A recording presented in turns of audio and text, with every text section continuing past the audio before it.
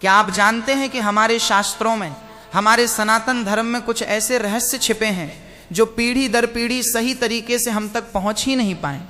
कुछ ऐसी बातें जो अगर सही समय पर और सही तरीके से जान ली जाएं तो इंसान का भाग्य बदल सकती हैं। आज मैं आपको एक ऐसी ही गुप्त बात बताने जा रहा हूं, एक ऐसा रहस्य जो आपके जीवन से कंगाली और दरिद्रता को हमेशा के लिए मिटा सकता है। यह रहस्य जुड़ा है एक विधवा स्त्री से, एक ऐसा इंसान जिसे समाज अक्सर दया और कभी कभी उपेक्षा की नजर से देखता है।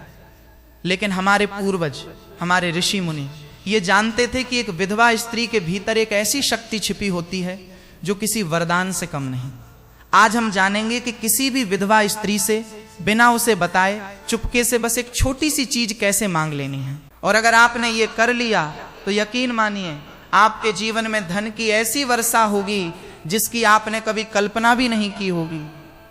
आपकी तिजोरी कभी खाली नहीं होगी और आपके घर में मां लक्ष्मी का स्थायी वास हो जाएगा। इस प्रवचन को अंत तक बहुत ध्यान से देखिएगा, क्योंकि ये कोई साधारण टोटका या उपाय नहीं है।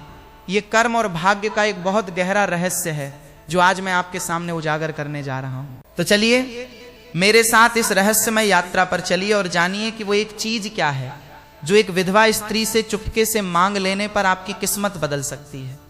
हमारे हिंदू धर्म में हर रिश्ते का, हर इंसान का एक विशेष स्थान है। हर किसी के भीतर ईश्वर का एक अंश है।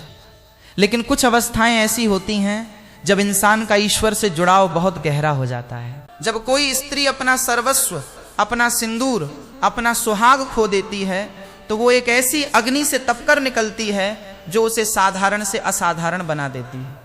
समाज की नजर में वो बेचारी हो सकती है, अकेली हो सकती है, लेकिन आध्यात्मिक दृष्टि से वो बहुत शक्तिशाली हो जाती है। उसका तप, उसका त्याग, उसका मौन, उसकी हर एक सांस में एक ऐसी ऊर्जा घुल जाती है जो किसी भी योगी या तपस्वी से कम नहीं होती। उसका बाहरी श्रृंगार उतर जाता है लेकिन उसका भीतरी तेज कई गुना बढ़ जाता है।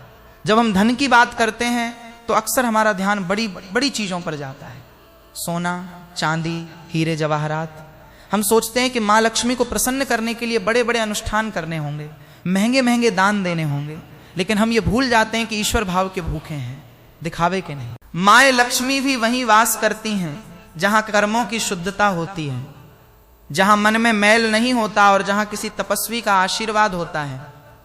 और एक विधवा स्त्री जिसने अपने जीवन का सबसे बड़ा दुख झेला है, जिसका मन संसार की मोह माया से काफी हद तक विरक्त हो चुका है, वो किसी चलती फिरती तपस्विनी से कम नहीं। दुख, कर्म, मुक्ति परिवार का मान होता है और बार परस्पर नहीं है। उसके भीतर का वैराग्य ही उसकी सबसे बड़ी शक्ति है। तो अब सवाल ये उठता है कि ऐसी स्त्री से हमें क्या मांगना चाहिए? क्या हमें उनसे धन मांगना चाहिए या कोई वस्तु? नहीं, ये सब बहुत छोटी चीजें हैं। अगर आप उनसे ये सब मांगेंगे तो आपको शायद वो मिल भी जाए, लेकिन उसका प्रभाव क्षणिक होगा। हम जिस चीज की बात कर रहे हैं वो भौतिक नहीं, आध्यात्मिक है। वो एक ऐसी चीज है जो सीधे आपके भाग्य पर असर करती है। आपको विधवा स्त्री से जो मांगना है वो उसके दुखों का एक छोटा सा अंश है। चौंक गए ना आप सोच रहे होंगे कि भला कोई किसी से दुख क्यों मांगेगा? हम तो मंदिरों में जाकर ईश्वर से अपने दुखों को दूर करने की प्रार्थना करते हैं, तो फिर किसी के दुखों का अंश मांगकर हमें अमीरी कैसे मिल सकती है? यही तो वो रहस्य है जिसे बड़े बड़े ज्ञानी और पंडित भी नहीं समझ पाते। यही कर्म का वो सूक्ष्म सिद्धांत है जो आज मैं आपके सामने खोलने जा रहा हूं। अरे भाई, इसे समझने के लिए हमें पहले दुख और सुख की कहानी को, उनके लेन देन को समझना पड़ेगा। देखो, संसार में कोई भी चीज मुफ्त में नहीं मिलती। जो तुम आज भोग रहे हो, चाहे वो गरीबी हो, चाहे वो बीमारी हो, चाहे वो घर परिवार में क्लेश हो, ये सब क्या है? ये सब तुम्हारे पुराने कर्मों का ब्याज है जो तुम्हें भरना पड़ रहा है। इसे ही हम प्रारब्ध कहते हैं। जब कोई स्त्री अपने जीवन का सबसे बड़ा सहारा, अपना सुहाग खो देती है, तो तुम सोचते हो कि ये बस एक दुर्घटना है, बस एक हादसा है। नहीं, ये कोई छोटा मोटा हिसाब किताब नहीं है। ये उसके जीवन की सबसे बड़ी परीक्षा है। ये दुख इतना बड़ा होता है, इतना प्रचंड होता है कि ये उस स्त्री के कई कई जन्मों के बुरे कर्मों को, जो छोटे छोटे कीड़े बनकर उसे तंग कर रहे थे, एक झटके में जलाकर राख कर देता है। विधवा स्त्री का हर आंसू, उसकी हर आह, उसके कर्मों का मैल धोती जाती है। जैसे आग में तपकर सोना कुंदन बन जाता है, वैसे ही दुख की इस अग्नि में तपकर वो आत्मा इतनी पवित्र, इतनी शुद्ध हो जाती है कि उसका बोल किसी साधु के बोल से कम नहीं होता।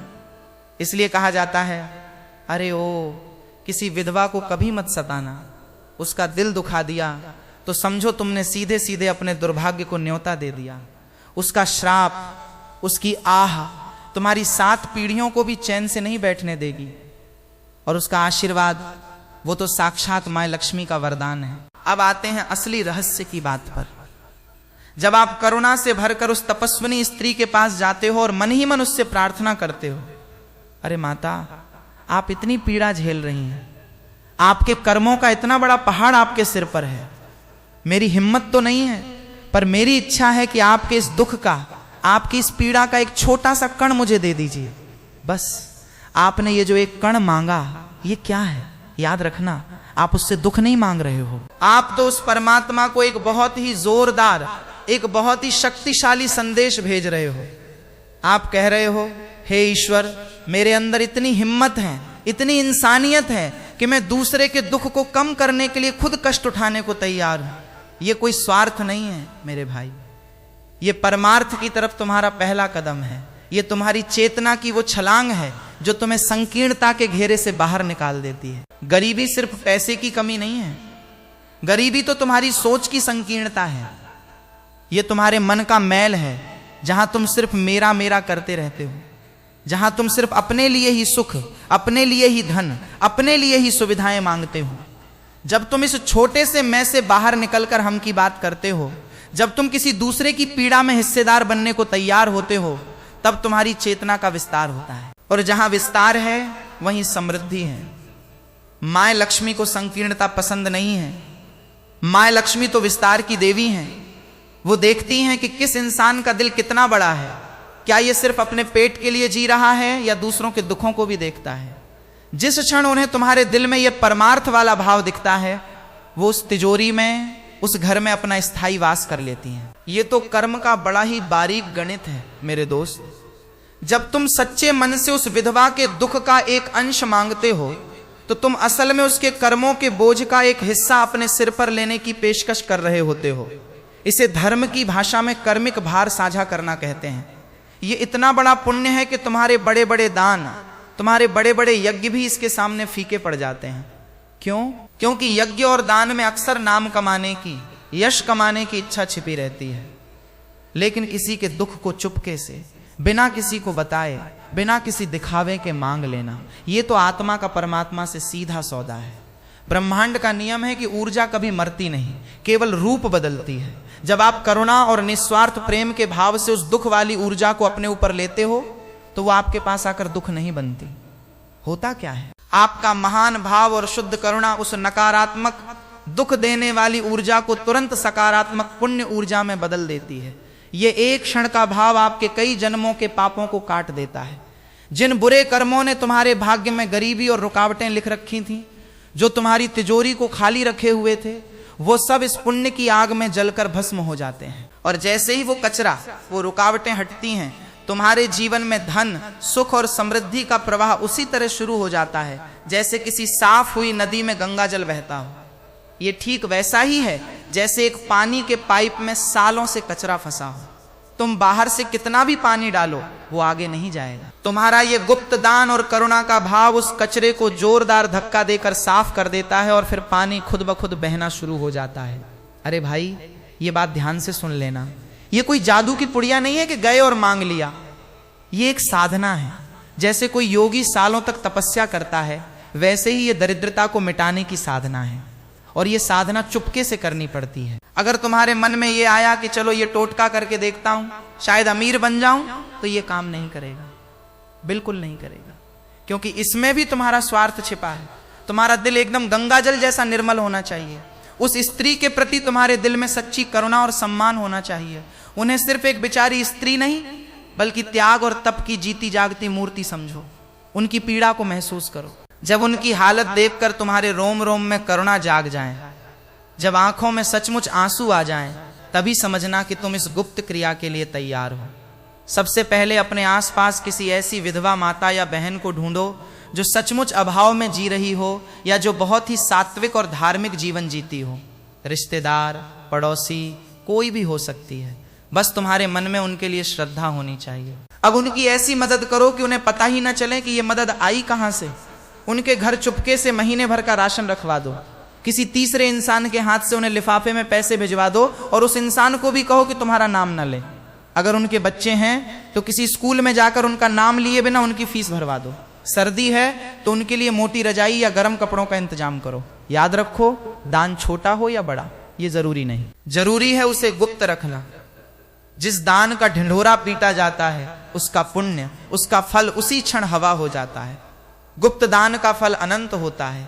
जिस पल तुम ये मदद कर रहे हो, चाहे तुम खुद उनके घर के बाहर सामान रख रहे हो या किसी को भेज रहे हो, बस उसी क्षण आंखें बंद करो और पूरे हृदय से, पूरे भाव से ये प्रार्थना करो, हे जगत जननी के स्वरूप, हे माँ, मैं आपके त्याग और आपके तप को नमन करता हूँ। मैं जानता हूँ कि आपने जीवन की सबसे बड़ी अग्नि परीक्षा दी है। माँ, मैं आपके इस दुख, आपकी इस पीड़ा को महसूस कर सकता हूँ। मैं आपके बोझ को थोड़ा हल्का करना चाहता हूँ। मुझ पर यह कृपा करें कि आपकी इस पीड़ा का, आपके इस दुख का बस एक कण मात्र, एक छोटा सा अंश मुझे प्रदान करें। मैं उसे अपने सौभाग्य के रूप में स्वेच्छा से स्वीकार करता हूँ। मैं आपके दुख में भागीदार बनता हूँ ताकि आपका जीवन थोड़ा सरल हो जाए। बस इतनी सी प्रार्थना। ये प्रार्थना ही वो मांगना है जिसकी बात मैंने शुरू में की थी।